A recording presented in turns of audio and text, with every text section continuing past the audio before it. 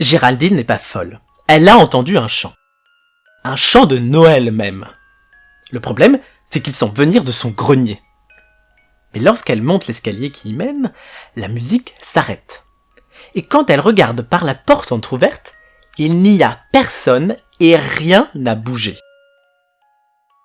D'ailleurs, ça recommence. La mélodie est douce, claire et même joyeuse. Mais ça embête Géraldine.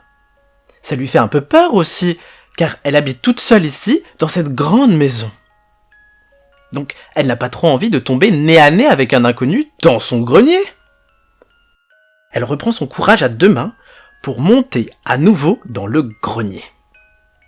Le chant continue.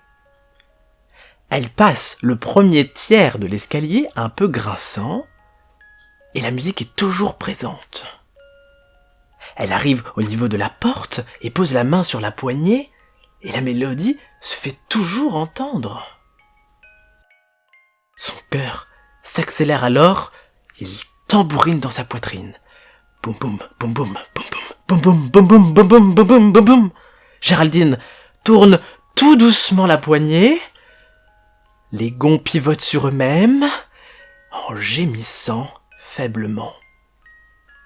Le chant continue toujours. Or, étrangement, il ne semble pas plus fort que d'habitude alors qu'elle vient d'ouvrir la porte. Elle pénètre dans le grenier, prête à faire face à celui ou celle qui s'y trouve. La musique est toujours audible. Seulement, il n'y a personne dans cette pièce. Cela viendrait-il de l'extérieur alors ? Sur le toit, peut-être ? Elle décide d'ouvrir la tabatière, la seule fenêtre présente sur le toit, pour en avoir le cœur net.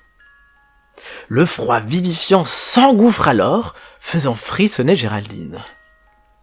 Elle s'approche, résolue à tirer ce mystère au clair. Personne sur le toit. Ouf ! Mais le chant est dans le vent. Il vient d'ailleurs de chez son voisin. Puis elle se souvient qu'il chante dans une chorale. Il lui avait dit une fois. Il chante justement dans son jardin. Géraldine est rassurée. Elle écoute la fin de la chanson en rêvassant avant de refermer la tabatière. Et pour se réchauffer, elle va se faire un thé aux épices.